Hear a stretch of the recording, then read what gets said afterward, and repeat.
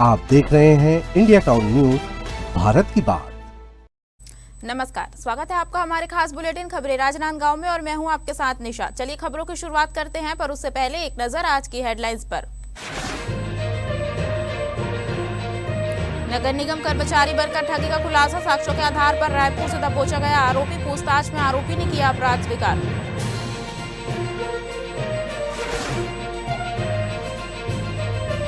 अतिक्रमण हटाने पर हंगामा, कांग्रेस ने कार्रवाई का किया विरोध। दुकानदारों की रोजी रोटी पर संकट, निगम का बुलडोजर कार्रवाई पर बहस।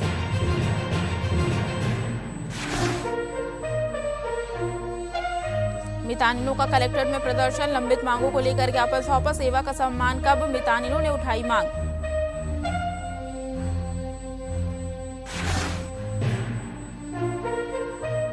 खाद बीज संकट पर धरना, किसानों के हक में प्रदर्शन। खाद्य संकट पर सरकार से जवाब तलब।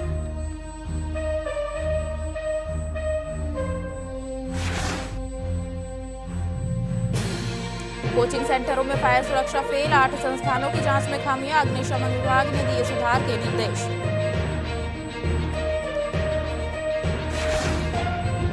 जिले में किसानों को खाद और बीज की समय पर आपूर्ति न होने को लेकर आज जोहार छत्तीसगढ़ पार्टी ने एक दिवसीय धरना प्रदर्शन किया। प्रदर्शन के दौरान पार्टी पदाधिकारियों ने प्रशासन को ज्ञापन सौंपते हुए तत्काल समाधान की मांग की। पार्टी नेताओं का कहना है कि क्षेत्र के किसानों को लगातार खाद, बीज और डीजल जैसी आवश्यक कृषि सामग्री नहीं मिल पा रही है, जिससे खरीफ और अन्य फसलों की बुआई प्रभावित हो रही है। उनका आरोप है कि समय पर व्यवस्था न होने के कारण किसान गंभीर संकट का सामना कर रहे हैं और खेती किसानी पर सीधा असर पड़ रहा है। धरना स्थल पर कार्यकर्ताओं ने सरकार और प्रशासन के खिलाफ नारेबाजी भी की और मांग की है कि जल्द से जल्द किसानों को पर्याप्त मात्रा में खाद बीज उपलब्ध कराया जाए, ताकि खेती का कार्य बाधित न हो और किसानों को आर्थिक नुकसान से बचाया जा सके। प्रदर्शन के बाद प्रतिनिधिमंडल ने प्रशासनिक अधिकारियों को ज्ञापन सौंपकर स्थिति में सुधार की मांग दोहराई और चेतावनी दी कि अगर समस्या का समाधान जल्द नहीं किया गया तो आंदोलन को और तेज किया जाएगा। आज जोहार छत्तीसगढ़ पार्टी किसान मन ला जोन होवत जिला में खाद के समस्या है, डीजल के समस्या है, डीएपी यूरिया के समस्या है, ओला लेकर एक दिवसीय धरना प्रदर्शन के आयोजन करी।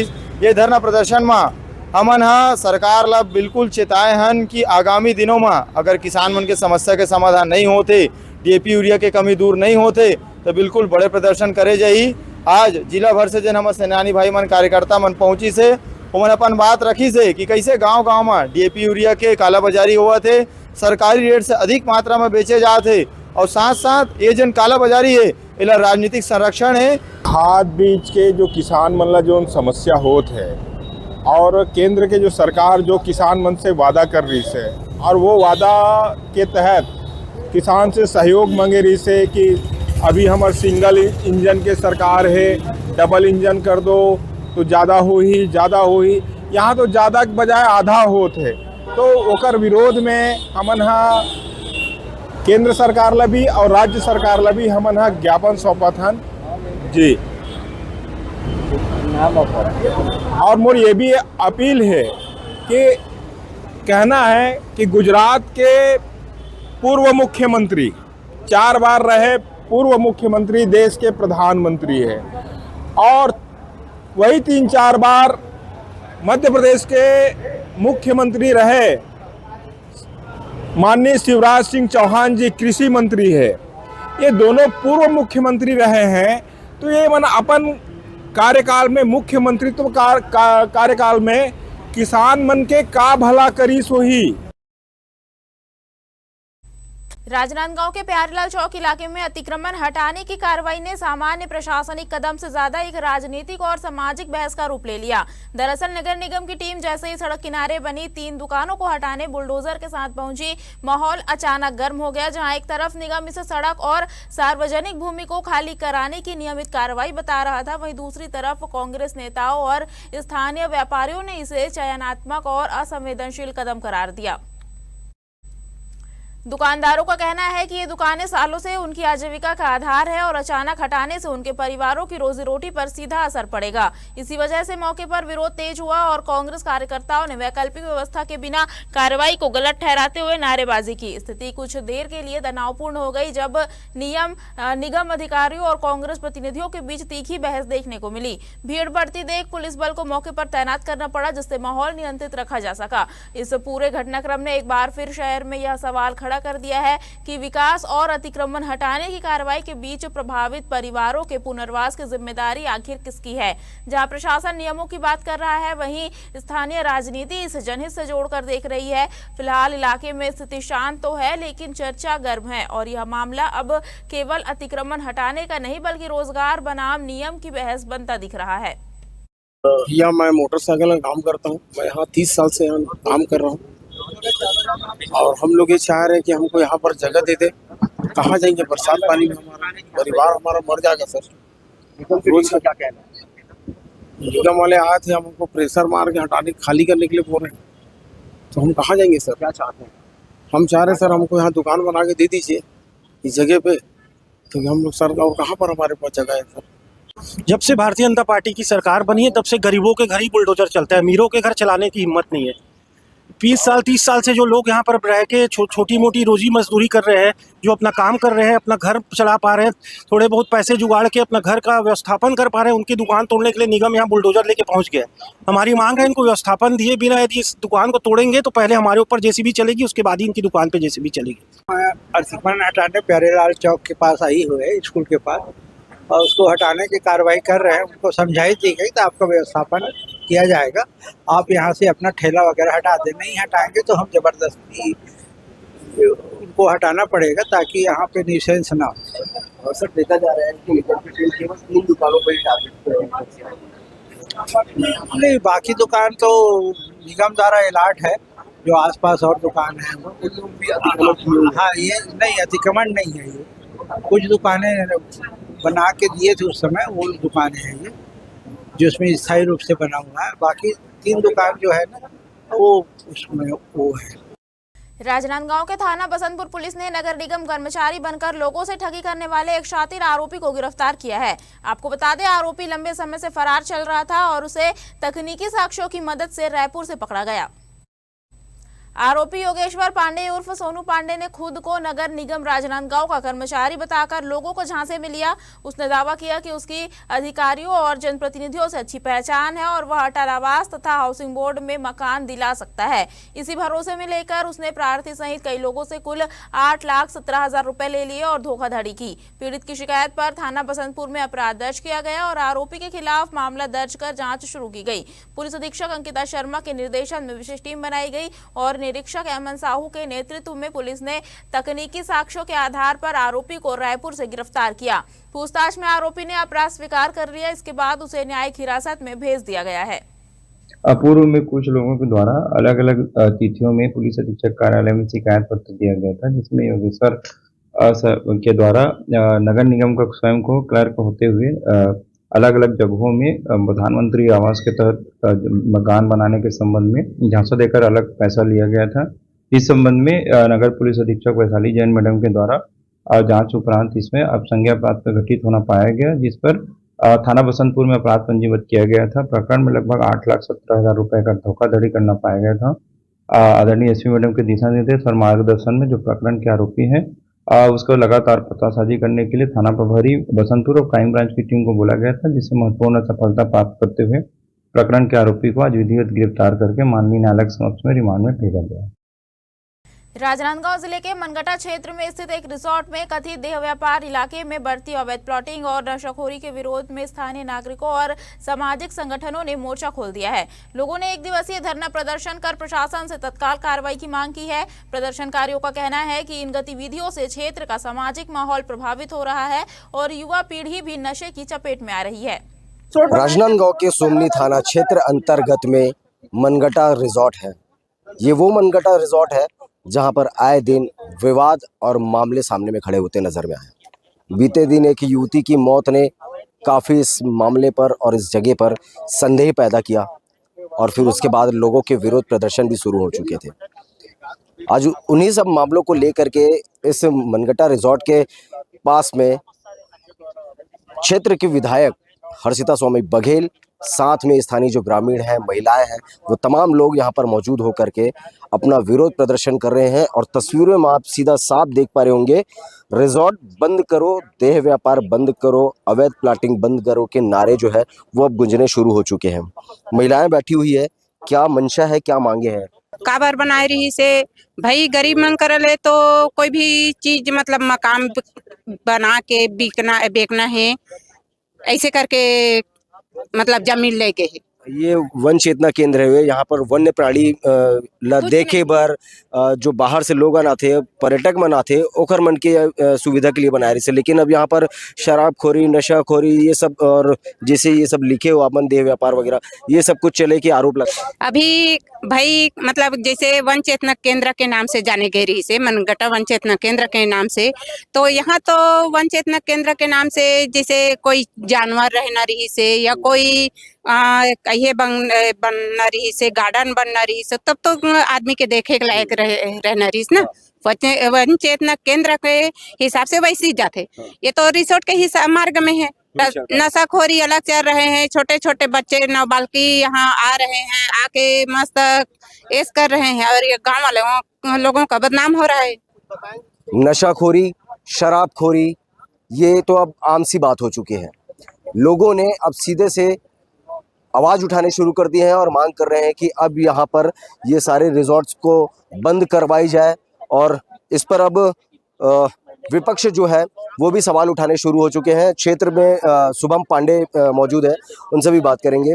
किस तरीके की यहाँ पर वेश्यावृत्ति चल रही है, देह व्यापार का आरोप लगाया जा रहा है, अवैध प्लॉटिंग का आरोप लगाया जा रहा है, साथ में शराबखोरी, नशाखोरी जो है वो अब इन रिजॉर्टों के आसपास में आम सी बात हो चुकी है। देखिए, यहाँ पे लगातार कई दिनों से हम लोग मतलब जब से 2-2.5 साल से तो इतना गंदा माहौल, इतना गंदा वातावरण बना हुआ है। हम लोग हमेशा इसको प्रशासन तक इस बात को पहुंचाने में हम लोग कभी कमी नहीं की कि यहाँ पे ऐसा कार्य हो रहा है, वैसा कार्य हो रहा है। आप मानेंगे नहीं, हम लोग सोचने को पड़ता है कि हम लोग अपनी गाड़ी भी यहाँ पे, अगर हमारी गाड़ी कोई देख ले तो ये ना सोचो कि ये क्या कार्य अंदर कर रहे हैं। तो हम यहाँ तो आना पसंद नहीं करते, हम लोकल जनप्रतिनिधि यहाँ के। तो बाहर के लोगों ने यहाँ आके पहले तो यहाँ व्यवसाय कर रहे हैं, रिसोर्ट बना रहे हैं। अब इतने रिसोर्ट बन चुके हैं भैया कि यहाँ पे कंपटीशन हो गया है।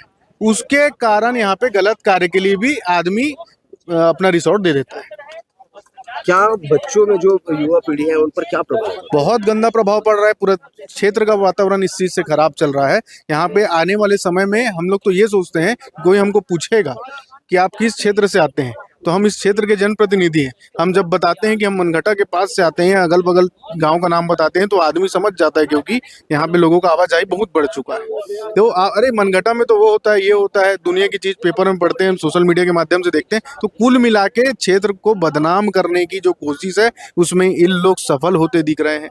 बाहर के लोग हैं, उनको यहाँ से कोई लेना देना नहीं है, यहाँ के लोकल लोगों से, यहाँ के गाँव की जनता से कोई लेना देना नहीं है। देखना तो अब ये होगा कि अब इतने उग्र प्रदर्शन के बावजूद भी, महिलाओं की इस प्रदर्शन में सहमति के बावजूद भी, क्या प्रशासन कोई एक्शन लेता है, और एक्शन लेता है तो फिर वो एक्शन किस ओर जाता है।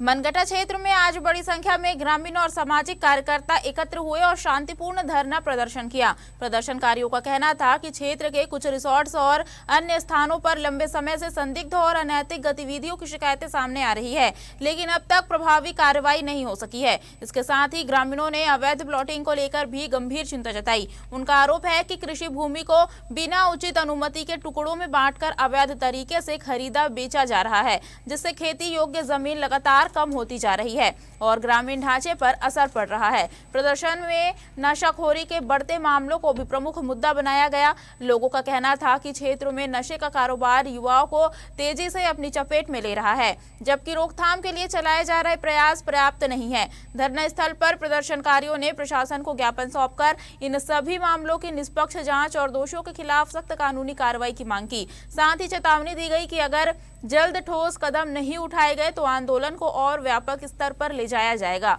वक्ताओं ने कहा कि यह मुद्दा केवल कानून व्यवस्था का नहीं बल्कि सामाजिक और भविष्य की पीढ़ियों के संरक्षण का भी है। इसलिए प्रशासन को इस पर गंभीरता से ध्यान देकर क्षेत्र में पारदर्शी और प्रभावी कार्रवाई सुनिश्चित करनी चाहिए ताकि मनगटा और आसपास के इलाकों में सामाजिक माहौल बेहतर हो सके। आज अवैध तौर पे यहाँ पे जिस तरह से दो लोगों की लाश हम लोगों ने देखा, दो लोगों का यहाँ पे डेथ हो जाता है। कारोबार यहाँ अवैध कारोबार बढ़ते जा रहा था। बार बार संज्ञान में लेने के बाद भी सरकार कुछ नहीं कर पाई। कुछ अवैध प्लाटिंग टूटे हैं लेकिन उसमें बाद अवैध कारोबार में कोई काम नहीं हो पाया। क्यों? यही हमारा सवाल है। धरना के प्रदर्शन के माध्यम से हम लोगों ने कहा है कि अवैध कारोबार को रोक क्यों नहीं लगाया जा रहा, अवैध नशाखोरी को क्यों बंद नहीं किया जा रहा है। तकरीबन 100 से 150 की संख्या में यहाँ पर जो रिजॉर्ट है वो संचालित है और लगभग देखा जाता है कि हर लगभग रिजॉर्ट्स में नशाखोरी के कारोबार से। यही तो मेरा कहना है कि जितने भी रिसोर्ट हैं, सबसे पहले अवैध कितने प्लाटिंग में रिसोर्ट बना है, कितने रिसोर्टों में अवैध कारोबार हो रहा है, क्या उसको संज्ञान में लेके पुलिस विभाग या फिर वो बैठी सरकार इसमें संज्ञान में लेके कार्य करेगी, सर्वे कराए और जांच करा के उस पर विशेष तौर पे यहाँ सख्ती बरतने से बरतने के बाद ही संचालकों का जो ये अवैध डर आएगा। नहीं है अभी डर, अभी वो लोग फ्री हैंड काम कर रहे हैं क्योंकि उनको संरक्षण मिल रहा है। विशेष मांग यही है कि जितने भी अवैध प्लॉट यहाँ पे हो रहे हैं उसको बंद किया जाए सबसे पहला, और दूसरा यहाँ पे जो भी नशे को लेके जो इतना ज़्यादा जो चीज़ हो रही है जिसके चक्कर में इतने ज़्यादा लोगों की हत्या हो जा रही है, मर जा रहे हैं, अलग अलग चीज़ें बताई जा रही हैं। तो हमारा भी बोलना यही है, जैसे कि धरना प्रदर्शन किया गया था तो हमारी मांग भी सरकार से वही है कि इसमें रोक किया जाए। अगर रोक नहीं करेगी तो फिर शिवसेना पार्टी अपने हिसाब से इसमें बड़ी कार्रवाई करेगी। कांग्रेस से जुड़ करके करेगी या खुद से कर सकती है, इसमें जुड़ने करने की जरूरत नहीं है। बिल्कुल हम लोग अपने हिसाब से कर लेंगे। जी, यहाँ का जनपद सदस्य श्री मोहनीश धनकर जी के नेतृत्व में विगत दिनों सूचना मिला था कि मनगट्टा में यहाँ जो अवैध गतिविधियाँ हो रही है उसके संबंध में धरना प्रदर्शन की सूचना मिली थी। इस पर हमारे पुलिस बल यहाँ लगाया गया था और आज धरना के समय में यहाँ के नायब तहसीलदार आकर धरना के बीच में ज्ञापन लिया और धरना शांतिपूर्ण संपन्न हुआ।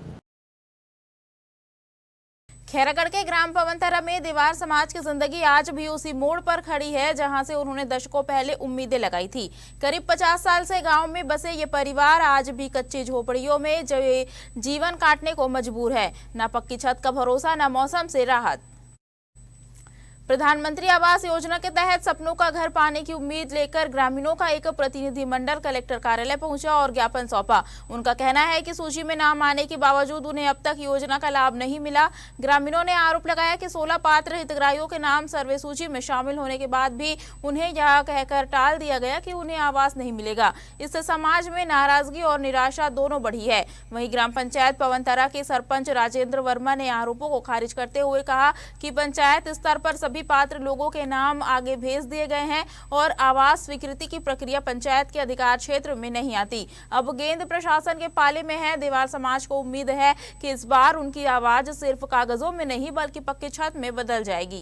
खाली जुआर हमन गे रहे ग्राम सभा में तो हमार 16 जन के नाम आ रही से भैया, तो वो लोग बोले कि कैसे सचू सरपंच की हमरो मन के दिला दो, हमू मन झोपड़पट्टी में रथन बनाबो, ऐसे कहीं बोले तो का बोलते कि तुम नहीं दे तो हम काबर नहीं दे भैया, जेकर जेकर घर है तहु मन देवत होता, हमार झोपड़पट्टी में काबर नहीं देते। ऐसे कहीं बोले तो का कहते नहीं, तुम जहाँ जाना है वहाँ जाओ, कलेक्टर में जाना है कलेक्टर में जाओ, जिला पंचायत में जाना है जिला पंचायत में जाओ, हम तुम्हारा नहीं दे सकन। कहीं हमारा साफ मना कर दी भैया। कारण तो ही पूछे तो कारण ला जाके कलेक्टर ऑफिस में तो तुमन बोलो और जिला पंचायत में बोलो, ऐसे कहीं के कि तबाहन भैया हमें तो वैसे का तबलीग बताओ, घरा फूट है कोई सुने में नहीं करा थे बाबू, इतना बात है वो मैंने कुछ हमें सुना नहीं करा थे। हम वोटिंग लिस्ट में नाम है, सब चीज है, इतना बात है बाबू, सही बोला गलत नहीं बोला। अब वही जगह से वोटिंग और पवनथरा जाल बंदा खेरागढ़ यहाँ तक हमारे मन के हाथ तबाह बाबू, इतना बात है। ये मन अभी आ रही बाबू, हमारे कुछ नहीं बताया, हम आवेदन दे लेकिन कुछ सुने नहीं करे, सब हमारे मन कुछ सुने नहीं करे। का समस्या नहीं देन का सरपंच है पटवारी मन और 50 साल ज्यादा हो गया हमको रहने, और देख ले मैं ही ऊंचे झोंकथन ऊंचे नहीं देन कहा थे मन वोटिंग झोकेला थे का वोटिंग झोकेला थे पैसा ले गेल। हाँ, वक्त हो चुका है छोटे से ब्रेक का। बने रहिए इंडिया टाउन न्यूज के साथ। क्या आप बाल झड़ने से परेशान हैं? अब अपनाइए प्रकृति की शक्ति, पाइए घने चमकदार बाल और खूबसूरत दमकती त्वचा। प्रकृति का वरदान Rukhsana shine herbal beauty combo kit, प्राकृतिक जड़ी बूटियों से तैयार। अब पाइए खूबसूरत चमकते बाल और त्वचा। हर्बल गुणों से भरपूर ये कॉम्बो आपके बालों और त्वचा की देखभाल में मदद करता है। अब उपलब्ध Amazon, फ्लिपकार्ट और नीचे दिए गए लिंक पर अभी ऑर्डर करें और हर्बल केयर का अनुभव लें। राजनांदगांव में कोचिंग संस्थानों की अग्नि सुरक्षा व्यवस्था की जांच के दौरान गंभीर खामियां सामने आई है। यह कार्रवाई दिल्ली और लखनऊ में हाल ही में हुई बड़ी आगजनी घटनाओं के बाद अग्निशमन विभाग के महानिदेशक के निर्देश पर की गई। बुधवार को नगर के 8 कोचिंग संस्थानों में फायर सेफ्टी सिस्टम की जांच की गई। जांच में लगभग सभी स्थानों पर सुरक्षा व्यवस्थाएं फेल पाई गई। कई जगह आपातकालीन निकासी द्वार संकरे पाए गए तो कई फायर सिलेंडर खाली मिले। इसके अलावा कई संस्थानों में बिजली की वायरिंग खुली हुई पाई गई, जिससे आग लगने का खतरा और अधिक बढ़ जाता है। आग से बचाव और नियंत्रण के लिए लगाए गए अन्य उपकरण भी या तो खराब मिले या अनुपयोगी स्थिति में थे। नगर सेना के जिला कमांडेंट अरुण सिंह ने बताया कि सभी कोचिंग संचालकों को तुरंत सुधारात्मक कदम उठाने के निर्देश दिए गए हैं। उन्होंने कहा कि उच्च कार्यालय के आदेशानुसार इस तरह की जांच आगे भी लगातार जारी रहेगी। शहर के बाजार और घनी आबादी वाले क्षेत्रों में स्थित कोचिंग सेंटरों की स्थिति विशेष रूप से चिंताजनक पाई गई है। दंतेवाड़ा में दक्षिण पश्चिम मानसून 2 दिन पहले पहुंच तो गया है, लेकिन इसके बाद इसकी रफ्तार थम गई है। मानसून की आमद से मौसम में बदलाव जरूर देखने को मिला है, लेकिन पर्याप्त बारिश नहीं होने से लोगों और किसानों का इंतजार खत्म नहीं हुआ है। पिछले 2 दिनों में अधिकतम तापमान में करीब 4 डिग्री की गिरावट दर्ज की गई है। बुधवार को अधिकतम तापमान 36 डिग्री सेल्सियस रहा, जिससे तेज धूप और भीषण गर्मी से थोड़ी राहत मिली। शाम के समय आसमान में बादल छाए रहे और कुछ इलाकों में हल्की बारिश भी हुई। मौसम विभाग ने जिले में अंधड़ और बारिश को लेकर येलो अलर्ट जारी किया है। विभाग के अनुसार आने वाले दिनों में तेज हवाओं के साथ हल्की से मध्यम बारिश की संभावना बनी हुई है, लेकिन मानसून की सक्रियता अभी पूरी तरह मजबूत नहीं हो पाई है। प्री मानसून अवधि में कमजोर बारिश का सीधा असर खरीफ सीजन की बोनी पर पड़ रहा है। जिले में करीब 3.5 लाख एकड़ में धान की खेती होती है, लेकिन अब तक पर्याप्त बारिश नहीं होने के कारण किसानों ने जुताई और बुआई की तैयारियां शुरू नहीं की है। किसानों का कहना है कि अगर 7 से 10 दिनों तक अच्छी बारिश नहीं होती तो बुआई की प्रक्रिया आगे नहीं बढ़ पाएगी। दरअसल इस बार मानसून करीब 10 दिन की देरी से पहुंचा है और प्री मानसून बारिश भी सामान्य से लगभग 90% कम दर्ज की गई है, जिससे स्थिति और चुनौतीपूर्ण हो गई है। राजनांदगांव जिले में नक्सल हिंसा से प्रभावित परिवारों ने विधानसभा अध्यक्ष डॉक्टर रमन सिंह से मुलाकात कर अपने दर्द और लंबित मांगों को सामने रखा। परिवारों ने पुनर्वास नीति के तहत मिलने वाले लाभ में हो रही देरी पर गहरी नाराजगी जताई। पीड़ित परिवार के सदस्य धीरेन्द्र कुमार साहू ने बताया कि उन्होंने 14 मई को नियमानुसार आवेदन किया था। जांच प्रक्रिया के बाद आईजी और एसपी स्तर से 27 मई को ही जिला प्रशासन को सकारात्मक अनुशंसा भेज दी गई थी। इसके बावजूद फाइल अब तक जिला स्तर पर अटकी हुई है। परिवारों का कहना है कि जिन्होंने हिंसा में अपनों को खोया, वे आज भी प्रशासनिक प्रक्रिया के बीच न्याय के इंतजार में फंसे हैं। उनका सवाल साफ है, क्या शहादत का दर्द भी फाइलों की धीमी रफ्तार में खो जाएगा? धीरेन्द्र कुमार साहू ने विधानसभा अध्यक्ष से जिला प्रशासन को तुरंत कार्रवाई के निर्देश देने की मांग की है। बिलासपुर जिले के सेंट जेवियर स्कूल में 15 साल की छात्रा से दुष्कर्म के मामले को लेकर जनाक्रोश बढ़ता जा रहा है। मामले ने तनाव और जनाक्रोश को बढ़ा दिया है। आपको बता दें, घटना के सामने आने के बाद स्थानीय लोगों और सामाजिक संगठनों ने गहरी नाराजगी देखी जा रही है।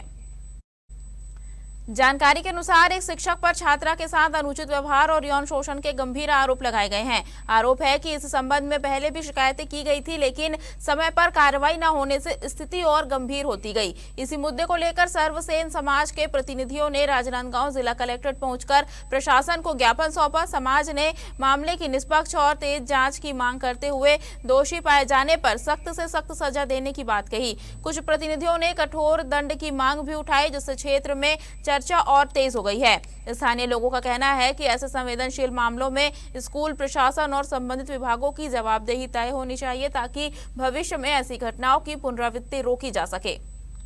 हमारा जो है समाज की एक बच्ची है, बिलासपुर की सिरगिट्टी क्षेत्र की सेंट जेवियर स्कूल की छात्रा थी और उस छात्रा के साथ में लगातार अनवरत वहाँ के शिक्षक के द्वारा दुष्कर्म किया जाता था और इसकी संज्ञानता प्रिंसिपल को भी बताया गया, पूरे स्टाफ को बताया गया, लेकिन प्रिंसिपल और शाला समिति के प्रबंधन के द्वारा किसी प्रकार कोई कार्रवाई नहीं किया गया।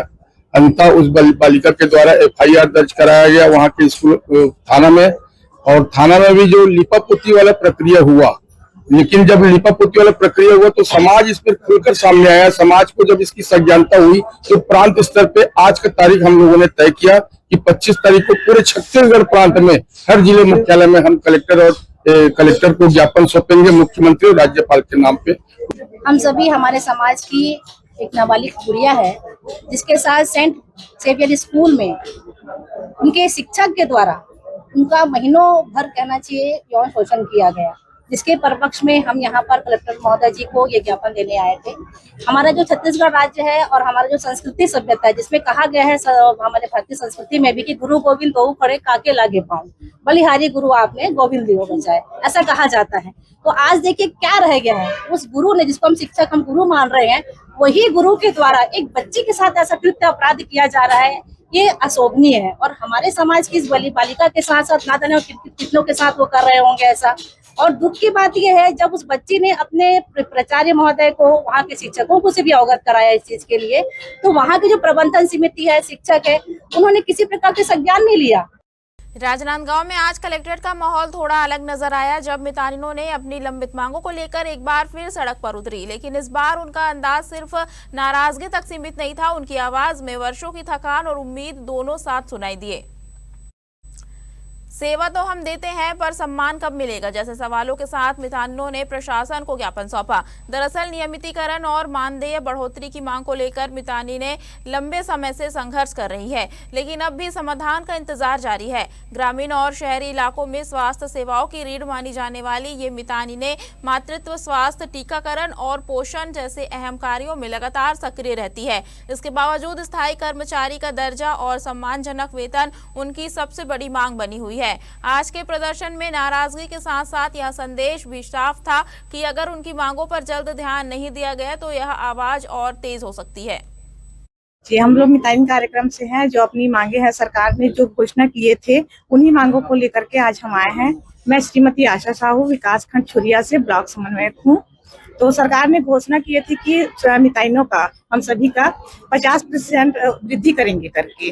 जी, इसमें सरकार ने अभी तक ऐसे कोई अपना जो वादा है वो पूरा नहीं किए हैं, तो उसी को हम पूरा करने के लिए आज मांग करने के लिए यहाँ आए हैं।